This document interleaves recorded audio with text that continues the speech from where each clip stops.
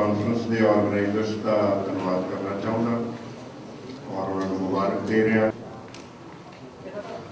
और जिस मुद्दे से आप गल कर रहे हैं वो मुद्दा पंजाबी भाषा का है, माँ बोली का, उसका विकास कितना होवे, उसका होर प्रचार प्रसार पंजाब की गल की है और होर बुलारे भी अपनी अपनी तरह गल कर गए हैं। मैं भी कुछ नुकते थोड़े नाल साझे करना चाहांगा। मैं अपनी गल शुरू करांगा बहुत बड़े शायर पंजाबी दे धनी राम चातरक। धनी राम चातरक की बहुत खूबसूरत रचना है और इस रचना में उन्होंने पंजाबी सभ्याचार और उसके अमीर विरसे की गल की है। कविता दियाँ उन्होंने जी कंपोजिशन है सतरा बहुत ध्यान देने वाली और अपनी विरासत प्रति सानू सुचेत करती हैं। धनी राम चातरक कहते हैं, तेरी तहजीब कदीमी है, इकबाल तेरा लासानी है, तक्षशिला तेरे इतिहासां की एक धुंधली जी निशानी है, कुदरत पंघूड़ा करिया सी तैनूं रिशियां ते अवतारां दा, सूफियां शहीदां भगतां दा, बलवीरां सतियां नारां दा, सच्चाइयों सदका लैण लई जद बोलिया मारू नाद कोई, तद निकल पिया तबरेज कोई, पूरन कोई प्रहलाद कोई, लव कुश ते तीर रहे बढ़दे, महाभारत ते कमसान रहे, गुरु अर्जन तेग बहादुर जे तेरे ते देंदे जान रहे, बाबा नानक बाबा फरीद अपनी छाती ते पाले तू, दुनिया नूं चानण देण लई कई रोशन दीवे बाले तू। ये पंजाब की विरासत है, ये पंजाब का इतिहास है, ये साडा सरमाया है। माँ बोली की की अहमियत है, मैं एक दो नुकते तुहाडे नाल साझे करने चाहांगा। मैनूं लगता है कि माँ बोली की अहमियत नूं समझना इस कॉन्फ्रेंस की दा एक मुख्य मुद्दा होएगा। तीन गल्लां तुहाडे सामने मैं नुकते दसना चाहूँगा। पहली गल, सारी दुनिया में अज एक नवा रुझान पैदा हो रहा है और बहुते लोग इस रुझान वाल तवज्जो नहीं दे रहे। और रुझान ये है कि माँ बोली की महत्ता बारे लोग सुचेत हो रहे हैं। ये तुसी सारी दुनिया देख रहे हो, एक नवा रुझान जिहड़ा है वो पैदा हो रहा है और इस गल नूं नोटिस करने की लोड़ है कि हर तबका हर सभ्याचार अपनी माँ बोली प्रति सुचेत होता चलिया जा रहा है। माँ बोली जिहड़ी है ये सानू विरासत नाल, ये सिर्फ बोली नहीं होंदी, ये बोलचाल नहीं होंदी। माँ बोली की जो असीं गल करते हैं, माँ बोली जिहड़ी है वो सानू अपनी विरासत नाल, अपने इतिहास नाल, अपने लोगों नाल जोड़न वाली तंद होंदी। ध्यान रखना, सिर्फ बोलचाल तक सीमित नहीं होंदी बोली, ये अपनी विरासत नाल जोड़ती है, अपनी परंपरा नाल जोड़ती है। और माँ बोली तो टुटिया बंदा गुआच जाता है। मैं कई बार ये गल इस लाइन को दोहराता होना जो बच्चों बोलना, जिहड़ा माँ बोली तो टुट जाए वो गुआच जाता है और असीं गुआचना नहीं चाहते। दुनिया बहुत बड़ी है, उस दुनिया में रहंदे होए असीं गुआच ना जाइए, इस वास्ते माँ बोली की अहमियत को जिहड़ा है समझना चाहिए। दूजी गल, माँ बोली बारे बहुत सारे भुलेखे पाए जाते हैं और मैं उन्होंने बारे इस वेले गल नहीं करना चाहूँगा, पर एक नुकता कहना चाहूँगा। आम तौर पर यह कहा जाता है कि जिहड़ा माँ बोली वाल ज़्यादा ध्यान देवे वो होर भाषावां सीखण विच किते पछड़ जाता है। ये 100% एक मिथ है और इस मिथ को तोड़ना चाहिए। और माँ बोली किसी भी तरह किसी होर भाषा सीखण में रुकावट नहीं होंगी, सगों मददगार होंगी। और जे कोई ये कहे कि मैंने चंगी अंग्रेजी बोलनी है तो मैं माँ बोली का पल्ला छड़ना पवेगा, ये मिथ तोड़नी चाहिए।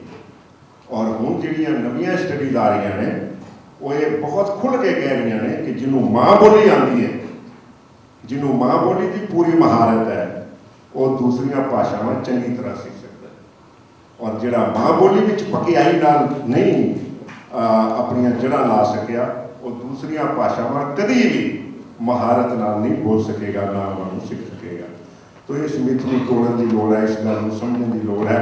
जे असीं दूसरिया भाषावां भी सीखना चाहुंदे हां तो पहला अपनी माँ बोली का पढ़ना जिहड़ा है उन्होंने पढ़ना पेगा। और जे असीं दूसरिया बोलियां बेहतर समझना चाहते हैं तो सानूं माँ बोली का जिहड़ा आना बहुत जरूरी है। इस गल नूं माँ बोली के हवाले नाल समझना चाहिए। और तीसरी गल जिहड़ी है ये बहुत इंपॉर्टेंट है, जिहड़ी अज के संदर्भ में मैं कहनी चाहांगा।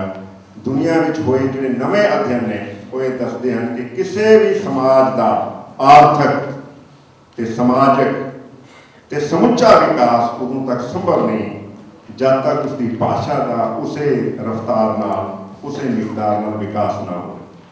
और ये नवीं स्टडीज इस गल साबित करदियां ने जे किसी समाज का पूर्ण विकास होना है तो वह विकास उसकी भाषा और सभ्याचार को पिछे छड़ के कभी नहीं हो सकता। जे कोई ये कहे कि मैं यह सौदा कर लेना कि मैं बाकी विकास कर लेना, भाषा और सभ्याचार के विकास को छड़ देना, तो वो किसी होर दुनिया में रहना है।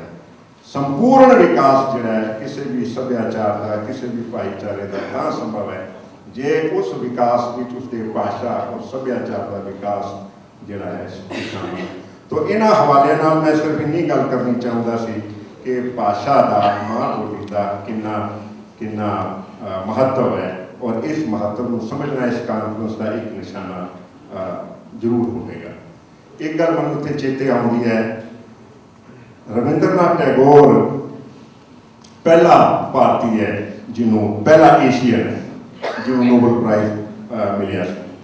उसने एक बार बलराज साहनी को बुला के कहा सी कि बलराज साहनी तू तेरी मातभाषा की है? कहना मातभाषा तो मेरी पंजाबी है, पर तू पंजाबी च तो नहीं लिखता? कहना नहीं पंजाबी च नहीं लिखता। कहता पंजाबी च लिखिया कर। उस तो बाद बलराज साहनी ने पंजाबी च लिखना शुरू किया। किसी लिखारी ने उस विटनेस को कलमबंद किया है और जो टैगोर ने बलराज साहनी को कहा सी वो ये कहा सी तुसी पराई भाषा विच भावें सारी जिंदगी भर लिखते रहो। ये बलराज साहनी को रविंद्रनाथ टैगोर ने कहा सी और ये गल नोट करने वाली है। तुसी पराई भाषा विच भावें सारी जिंदगी लिखते रहो पर ना तुहाडे अपने लोग तुहानू अपना समझणगे ते ना ही वो लोग जिन्हां दी भाषा विच तुसीं लिख रहे हो।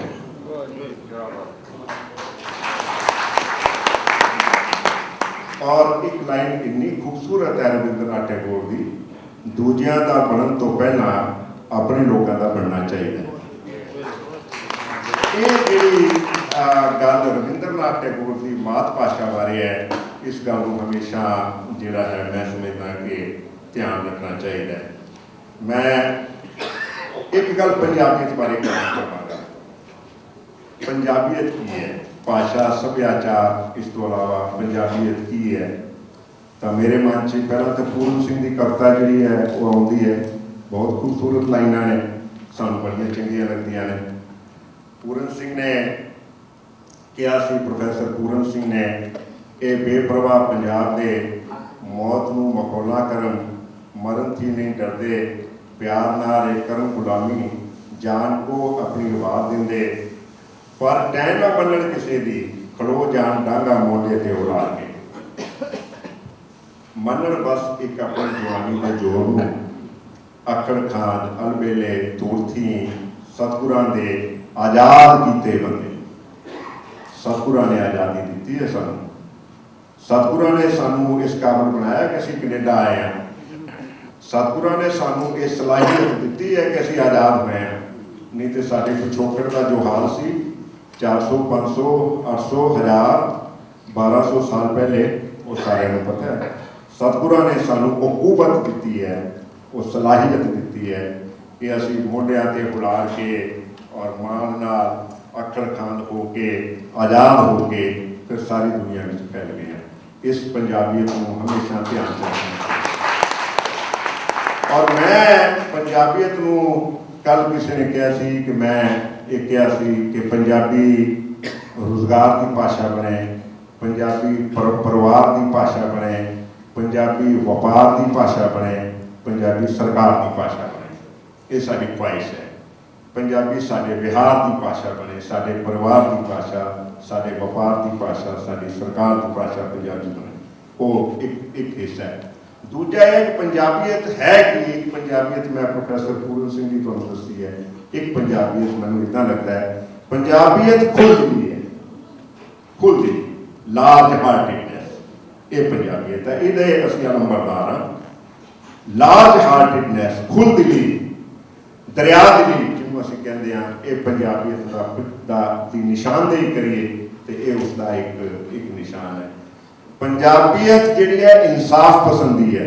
ਧਿਆਨ ਰੱਖਣਾ, ਪੰਜਾਬੀਅਤ ਸਿਰਫ ਬੋਲਚਾਲ ਦੀ ਭਾਸ਼ਾ ਨਹੀਂ ਹੈ, ਇਸ ਤੋਂ ਇਲਾਵਾ ਬਹੁਤ ਕੁਝ ਹੈ ਪੰਜਾਬੀਅਤ ਵਿੱਚ ਸਮੋਇਆ ਹੋਇਆ। ਪੰਜਾਬੀ ਇਨਸਾਫ ਪਸੰਦੀ ਹੈ। ਪੰਜਾਬੀ ਬੇਇਨਸਾਫੀ ਨਹੀਂ ਦੇਖ ਸਕਦਾ, ਨਾ ਕਰਦਾ ਹੈ। ਇਹ ਨਹੀਂ ਕਿ ਦੇਖ ਨਹੀਂ ਸਕਦਾ ਤੇ ਕਰਨ ਨੂੰ ਸ਼ੁਰੂ ਹੋ ਜਾਏ, ਕਰ ਵੀ ਨਹੀਂ ਸਕਦਾ, ਦੇਖ ਵੀ ਨਹੀਂ ਸਕਦਾ। ਪੰਜਾਬੀਅਤ ਅਸਲ ਵਿੱਚ ਉਹ ਹੈ।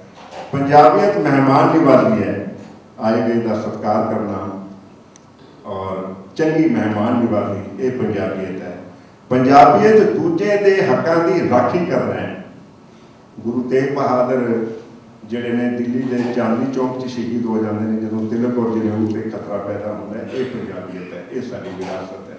ਹੱਕਾਂ ਦੀ ਰਾਖੀ ਕਰਨਾ ਔਰ ਖਾਸ ਤੌਰ ਤੇ ਦੂਜਿਆਂ ਦੀ ਹੱਕਾਂ ਦੀ ਰਾਖੀ ਕਰਨਾ। ਔਰ ਅਖੀਰ 'ਚ ਕਹਿਣਾ ਚਾਹਾਂਗਾ, ਪੰਜਾਬੀਅਤ ਸਰਬੱਤ ਦੇ ਭਲੇ ਦੀ ਕਾਮਨਾ ਕਰਨਾ ਹੈ ਔਰ ਸਰਬੱਤ ਦੇ ਭਲੇ ਦੀ ਸਿਰਫ ਕਾਮਨਾ ਨਹੀਂ ਕਰਨਾ, ਉਸ ਲਈ ਕਾਰਜਸ਼ੀਲ ਹੋਣਾ, ਪ੍ਰੋਐਕਟਿਵ ਹੋ ਕੇ ਸਰਬੱਤ ਦੇ ਭਲੇ ਲਈ ਕੰਮ ਕਰਨਾ। ਇਹ ਪੰਜਾਬੀਅਤ ਤੋਂ ਮੈਨੂੰ ਲੱਗਦਾ ਹੈ ਕਿ ਆਪਾਂ ਪੰਜਾਬੀਅਤ ਦੇ ਪ੍ਰਚਾਰ ਪ੍ਰਸਾਰ ਲਈ ਇੱਥੇ ਇਕੱਠੇ ਹੋਏ ਹਾਂ। ਤਾਂ ਇਹਨਾਂ ਗੁਣਾਂ ਨੂੰ ਧਿਆਨ 'ਚ ਰੱਖੀਏ। ਇੱਕ ਤੇ ਸਤਿਗੁਰੂ ਨੇ ਸਾਨੂੰ ਆਜ਼ਾਦ ਕੀਤਾ ਹੈ, ਇਹ ਕੁਵਤ ਦਿੱਤੀ ਹੈ, ਸਲਾਹੀਅਤ ਦਿੱਤੀ ਹੈ, ਇਹ ਤਾਕਤ ਦਿੱਤੀ ਹੈ ਕਿ ਅਸੀਂ ਪੂਰੀ ਦੁਨੀਆ 'ਚ ਫੈਲ ਗਏ ਹਾਂ। ਪਰ ਅਸੀਂ ਇਨਸਾਫ ਪਸੰਦ ਹੋਈਏ, ਅਸੀਂ ਸਰਬੱਤ ਦੇ ਭਲੇ ਦੀ ਕਾਮਨਾ ਰੱਖੀਏ, ਅਸੀਂ ਦੂਜਿਆਂ ਦੇ ਹੱਕਾਂ ਦੀ ਰਾਖੀ ਲਈ ਆਪਣਾ ਆਪ ਕੁਰਬਾਨ ਹੋਣ ਲਈ ਕਰਨ ਲਈ ਤਿਆਰ ਰਹੀਏ, ਅਸੀਂ ਚੰਗੇ ਮਹਿਮਾਨ ਨਿਵਾਜ਼ ਹੋਈਏ। ਕਿਸੇ ਵੀ ਕਿਸਮ ਦਾ ਫੈਨੇਟਿਕ ਜਿਹੜਾ ਵਿਚਾਰ ਵਾਲਾ ਉਹ ਪੰਜਾਬੀ ਨਹੀਂ ਹੁੰਦਾ। ਫੈਨੇਟਿਸਿਜ਼ਮ ਦਾ ਔਰ ਪੰਜਾਬੀਅਤ ਦਾ ਧੁਰ ਦਾ ਵਿਰੋਧ ਹੈ, ਜਮਾ ਵਿਰੋਧ ਹੈ। ਜਿਹੜਾ ਪੰਜਾਬੀ ਹੈ ਉਹ ਦਰਿਆ ਦਿਲ ਹੈ, ਖੁੱਲ੍ਹ ਦਿਲ ਹੈ, ਲਾਰਜ ਹਾਰਟਿਡ ਹੈ। ਉਹ ਉਸਦਾ ਕਲਾਵਾ ਬਹੁਤ ਵੱਡਾ ਹੈ ਔਰ ਉਸਦਾ ਕਲਾਵਾ, ਪੰਜਾਬੀਅਤ ਦਾ ਕਲਾਵਾ ਦੇਖਣਾ ਹੋਵੇ ਤਾਂ ਗੁਰੂ ਗ੍ਰੰਥ ਸਾਹਿਬ ਦੇਖ ਲਓ। ਗੁਰੂ ਗ੍ਰੰਥ ਸਾਹਿਬ ਪੰਜਾਬੀਅਤ ਦਾ ਇੱਕ ਮੁਜੱਸਮਾ ਹੈ। ਬਾਬਾ ਫਰੀਦ ਬੈਠੇ ਨੇ ਉਹਦੇ ਵਿੱਚ। ਗੁਰੂ ਗ੍ਰੰਥ ਸਾਹਿਬ ਦੀ ਬਾਣੀ ਦਾ ਪਾਕਿਸਤਾਨੀ ਵੀਰ ਮੇਰੇ ਇੱਥੇ ਬੈਠੇ ਨੇ। ਗੁਰੂ ਗ੍ਰੰਥ ਸਾਹਿਬ ਦੀ ਬਾਣੀ ਵਿੱਚ ਦਰਜ ਹੈ, ਬੇਨਿਵਾਜਾ ਕੁੱਤਿਆ ਇਹ ਨਾ ਭਲੀ ਕਭੀ ਚੱਲ ਨਾ ਆਇਓ ਪੰਜੇ ਵਕਤ ਨਸੀਂ। ਇਹ ਗੁਰੂ ਗ੍ਰੰਥ ਸਾਹਿਬ ਦੀ ਬਾਣੀ ਬਾਬਾ ਫਰੀਦ ਵਰਗੀ ਪੰਜਾਬੀ ਕੌਣ ਲਿਖ ਸਕਦਾ ਹੈ? ਜਦੋਂ ਬਾਬਾ ਫਰੀਦ ਕਹਿੰਦੇ ਨੇ, ਸ਼ੱਕਰ ਖੰਡ ਨਿਵਾਤ ਗੁੜ ਮਾਖਿਓ ਮਾਝਾ ਦੁੱਧ, ਸਭੇ ਵਸਤੂ ਮਿੱਠੀਆਂ ਰੱਬ ਨਾ ਪੁੱਜਣ ਤੁਧ। ਦਿਲੋਂ ਮੁਹੱਬਤ ਜਿਨ ਸਹੀ ਸੱਚਿਆ, ਜਿਨ ਮਨ ਹੋਰ ਸੇ ਕਾਢੇ ਕੱਚਿਆ, ਰਤੇ ਇਸ਼ਕ ਖੁਦਾਏ ਰੰਗ ਦੀਦਾਰ ਕੇ, ਵਿਸਰਿਆ ਜਿਨ ਨਾਮ ਸੇ ਹੋਏ ਪਾਰਥੀਏ। ਆਪ लिए दुलराए दर दरवेश से, तिन धन जनिंदी माओ आए सफल से। परवरदिगार अपार अगम बेअंत तू, जिनी पछाता सच चुम्मा पैर है। ਇਹੋ ਜਿਹੀ ਪੰਜਾਬੀ ਖੂਬਸੂਰਤ ਮਿੱਠੀ ਸ਼ੀਰੀ ਵਰਗੀ ਪੰਜਾਬੀ ਜਿਹੜੀ ਹੈ ਉਹ ਸਾਡੀ ਵਿਰਾਸਤ ਵਿੱਚ ਹੈ। ਪਰ ਮੈਂ ਜਿਹੜੀ ਗੱਲ ਕਰ ਰਿਹਾ ਸੀ ਕਿ ਗੁਰੂ ਗ੍ਰੰਥ ਸਾਹਿਬ ਪੰਜਾਬੀਅਤ ਦਾ ਮੁਜੱਸਮਾ ਹੈ। ਉਹਦੇ ਕਲਾਵਾ ਦੇਖ ਸਕਦੇ ਹਾਂ ਤਾਂ ਪੰਜਾਬੀ ਜਿਹੜਾ ਹੈ ਉਹ ਖੁਦ